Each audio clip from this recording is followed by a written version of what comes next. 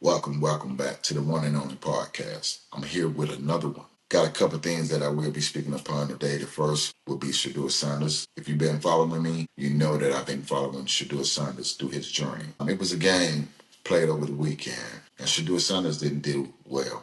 He wasn't put in the right situation. He didn't perform nearly the way that he performed week before, well, the week that he played. Last week he didn't play because he was injured, supposedly. Now we hear week three of preseason, and they put Dylan Gabriel in beginning of the game, and they put Shedeur Sanders in the beginning of the second half in the third quarter. And he was not put out there with the same talent as Dylan. I believe he is being targeted from the NFL, just not Cleveland Browns, just the whole NFL. And I believe also with these sports announcers and people who covering the Browns, they ain't keeping it real. They ain't keeping it 100. So at this point, y'all have to tune into the podcasters, because the people who speaking on the podcast platforms, they keeping it 100 more than the Stephen A's and the Ryan Clarks. They're not keeping it real. They're not speaking the facts. I just heard an interview from Robyn Griffin III.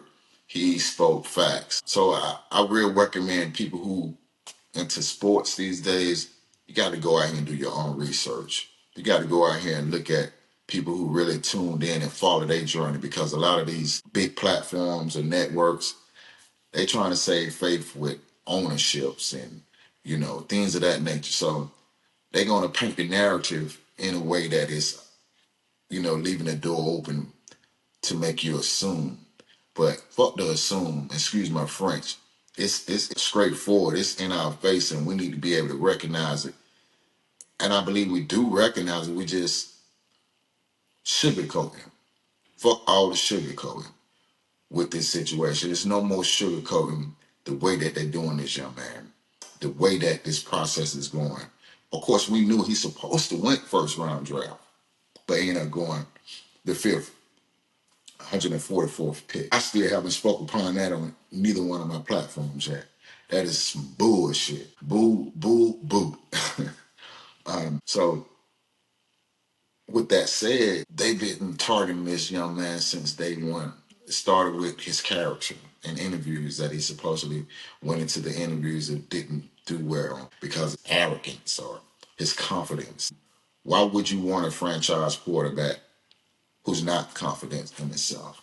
Why would you want that? But once again, that's all cover up and BS. It's some type of collusion going on here from the NFL, and no one wants to be called out, but everybody need to be called out in this situation. Everybody.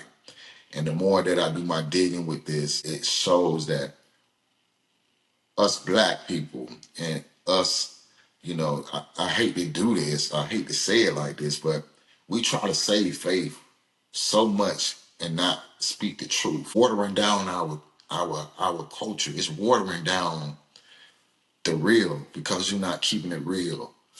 You're trying to save faith, people not speaking the truth, and it's just not right. So what we go from at this point, it's time to tap into the last of the Mohegans, which is these people who don't mind putting their face up here on this platform, on their platforms, and giving you their truth. It's time to reveal the truth. That's just all to it. And at this point, I am a platform that's going to give you the truth.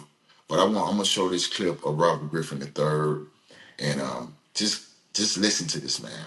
This man been in the league. He been in the league. He played in the NFL. He played for a franchise. Had a potential chance to be a franchise quarterback. But he's speaking the truth. He ain't covering up. He ain't doing what I'm saying, Stephen A. and Ryan Clark and some of these guys that I see. Just speak the truth. Stop. Y'all need to stop sugarcoating this shit. But let's get to Robyn Griffin III. And make no mistakes about it. Yes, Shedeur Sanders was a fifth-round pick, but he ain't never been a fifth-round talent. That's why in his mind, he is saying, I can change a franchise if you give me the opportunity to. Right now, Cleveland is not doing that. I looked at the snap count chart. We'll throw that up for you guys on the screen. And people were saying, oh, he was playing with the same guys that Dylan Gabriel was. No, he wasn't. No, he wasn't. He was not. He was playing with the 3, 4s, and 5s offensive line. How many sacks did Shedeur have in the game? More than 5. No, he had 5. He had 5? He had 5 sacks in the game, playing behind the 3, 4, and 5 offensive line. 2 of those sacks, he held the ball too long. The other ones, he never had a chance.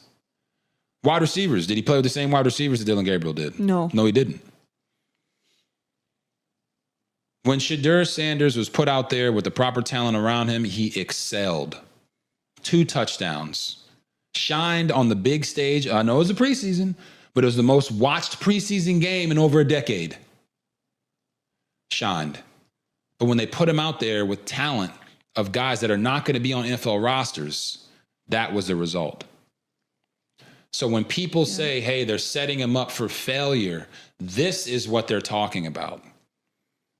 I believe the Browns have good intentions for all the quarterbacks in their room. I don't believe that their execution of making it look like they had the best interest of everybody in the room was there. How can you get a proper assessment of Shedeur Sanders if you don't allow him to play with the same players that Dylan Gabriel played with? Or even give him the same opportunity of like running the 2-minute drill at the end of the game. Which is just, again, doesn't make sense. You set yourself up for that. So I say that in closing that I believe the Browns need to trade either Dylan Gabriel or Shedeur Sanders. Because right now, it's not about it not being fair for either guy. It's not a growth or leadership environment for either guy. And that makes it a bad, toxic situation around their quarterback conversation in the media.